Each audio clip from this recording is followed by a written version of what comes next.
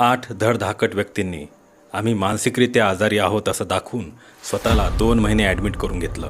1973 साली घडलेली मानसिक आरोग्य क्षेत्रामध्ये खळबळ उडून देणारी ही घटना नेमकी काय आहे, चला जाणून घेऊ. 8 पूर्णपणे निरोगी असलेले व्यक्ती एका मानसिक रुग्णालयामध्ये गेले. त्यांनी तिथल्या डॉक्टरांना सांगितलं की आम्हाला काही विशिष्ट आवाज ऐकू येतात. ते आवाज आम्हाला असे म्हणतात की तुम्ही आतून रिकामे आहात किंवा आतून खोकले आहात.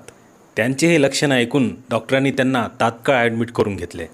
रुग्णालयात ॲडमिट केल्यानंतर ते एकदम सामान्य वर्तन करायला लागले.